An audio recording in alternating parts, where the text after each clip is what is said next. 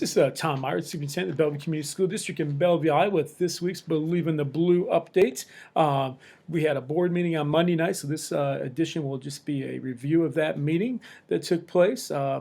First of all, we had a curriculum presentation. The common curriculum presentation was on professional learning communities and a visit to High Tech High and their conference there. We had several staff members go there this summer, which was from a special fund that was out there from the state of Iowa that's used for professional development.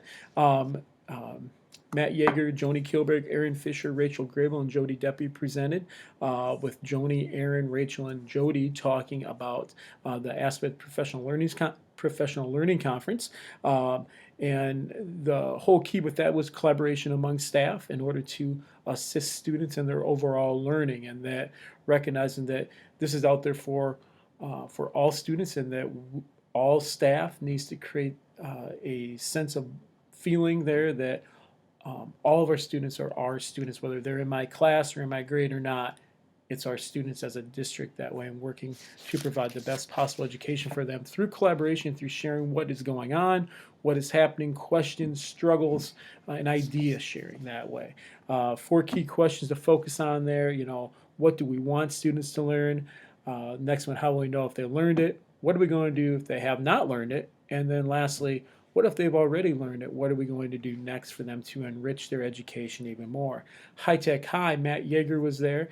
Some other people went to that as well. But really looking at having students applying their learning to real life projects, real life expeditions, real life problem solving that way. And also talk about the aspect of collaboration and sharing, which connects us with the professional learning community that way, and getting ideas to make our educational system better and better for each and every student. And also recognize that learning is not done in isolation by the students or by the teachers, either one. And really look at freeing staff of the many traditional methods of assessments and looking at only test scores for their learning. Learning is far more than a test score. Test scores are important. Our test scores are very good as a whole, but we want to go beyond that test score and look at students overall, and that, as I've said before, that beyond the textbook learning. Next part, we talk about Comet School finance and the overall financial condition and enrollment summary for the district. Actually, Penny Meeninger, our board secretary, presented the CAR, the Certified Annual Report, which shows that our revenues coming in were higher than our expenditures going out. That's always a positive. In fact, that was roughly about $35,000 that way. I then reviewed some other information with that way. Talk about enrollment history. It is still going downward that way. I'll get into that just a little bit. Our solvency ratio that way actually went up a little bit. It's slightly over 16%. State guidelines, it should be 5 to 15%. We're above the 15. That's a good thing. That's okay to be out of the range that way. Unspent authorized budget is relatively stable. We were at 21.85% this year. Last year we were at 22.41. The year before that we were at 21.54. So we've remained in that 20% ratio, which they also want you to be somewhere between 5 and 15%. Our salaries to staff ratio and things like that, our ratio is around 80%. State wants us to be somewhere between 75 and 82%, so we're in that area there as well. A future discussion though, the less money we have, the harder it is to continue the programs we have and things like that. And with state funding only being 1.25% this year, that will have an impact in the future, especially if something does not change this next legislative session. Overall enrollment, as I talked about before, it went down. In our buildings right now, we have 622 students. Last year we had 624 students, so relatively the same there. But our certified enrollment, when we look at open enrollments and things like that, and just other scenarios that play a part of that, we're down about 10 students that way. Our open enrollment in actually went up 1. Our open enrollment out went down 2. That sounds like a good thing, and it is a good thing, but it also means we don't get some money for those open enrollment out that aren't open enrolling out anymore. They've graduated, basically, so we don't get those funds. So we're looking at, for next year, it's hard to predict where we will be at that way without knowing the state supplemental state aid. But just so you recognize, our enrollment went down. It's very important to advocate out there for public schools to receive an adequate amount of money for the programs that they have and the programs that they need to offer in order for students at all levels to be successful and to provide more opportunities for them. More students equals more funding, and state supplemental aid plays a part in that as well. We want to also increase enrollment. If you ever have a question about that, feel free to contact me. Just a general overview. The board also approved driver's education to be held through the AEA, the Mississippi Bend Area Education Agency. We've done that for the last several years, probably about 10 years now. We've had anywhere between about 40 to 60 students every year in that program. We offer one in the fall and one in the summer. Talked about National School Boards Association Conference. We will likely be going to that, or some board members and myself will be going to that in April. Legislative update, we talked about the statewide penny. Some discussion out there, there's 1 cent money that goes to schools. Some discussion out there that may end after 2029. I know that's 14 years away from now, but it does play a huge impact on the improvements that have been made in the district that way. Some of those things, that money has been used for fully or partially instead of general fund money that goes to students' education. It's just totally separate money. It's basically for the physical plant itself, elementary elevator, safety cameras, sound systems, lockers. We need to do updates on lockers as well, which are going to be doing this upcoming summer. Playground equipment and safety. Some of that money was used for the track, geothermal. We've used it for laptops. We've used it for some of the new additions, including the middle school, high school edition with the Hall of Pride, the second gym, and things like that. So there's a pretty significant amount of things that we've used that for throughout the years, and that's in the millions of dollars. So just to update that way.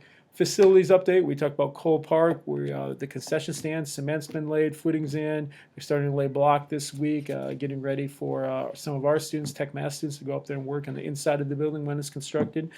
Another extracurricular updates that way, varsity football. Actually, it's won 3 straight. If they win on Friday night at Wapello, they will clinch a state playoff berth that way. Actually, Wapello, if some of you may remember Rick Pogemiller as former football coach, he was a graduate of Wapello, and he will be honored that night along with the 1965, I believe it's 65 football team there that went undefeated for Wapello the same night that the Comets are going to play down there. So I encourage you to attend the Wapello game. It's a big game for our students that way, and it's a nice honor for Mr. Pogemiller from the past as well. Our high school band received a Division II rating at state marching band contest. Like I mentioned that last week. High school volleyball team lost to North Cedar last night in the first round of regional play. Had a good season overall. A lot of young players playing. It should be a very successful year next year and in the upcoming years. Coach Heim has done a very nice job with that. Cross country has their state qualifying meet tomorrow in Cedar Rapids, and hopefully they do well there. That's for both boys and girls. I think I mentioned last week too about All-State Music, but Drew Chapman is trying out for All-State Band on the trumpet, and then Haley Sieverding and Jacob Till trying out for vocal, so wish them luck. Marquette Catholic has also approached the district to a certain point about sharing football. We just talked about that briefly that way, that maybe discussion for the November meeting. We at this time are looking at the potential of middle school sharing if Marquette is interested. At this time, Marquette has no one going to Wahlert, from my understanding, from what I've been told from representatives at Marquette Catholic for football. They have no one going up there at any grade level, and bringing Marquette Catholic over to the school for football would raise us up a class that way. We would be one of the smallest 2A schools. But I've been talking with some people there, so just an update for you that way. Something may be happening there, but just want to give you an update.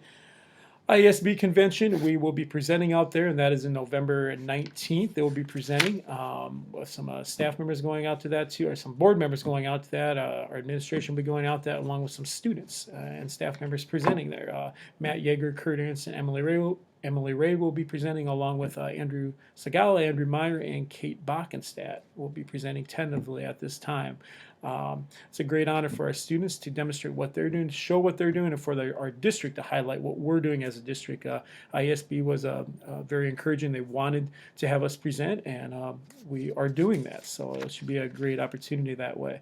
Let's talk about some board learning opportunities online. Talked about marketing for our school that way, and getting a newsletter out to our community members in the upcoming month or two. That way, so just so you know that. Ms. Hartung Schrader shared about the Blue Bandana Group, which is based on the Red Bandana Group from 9/11, but it's basically honoring people for great accomplishments, also showing the overall recognition for things that people do that way around our school. Mr. Raker talked about successful homecoming week that we had, the all-district pep rally. And I just lost my screen there for a second. All-district pep rally where everyone came out to the middle school, high school, and overall community involvement that we're stressing for students to have.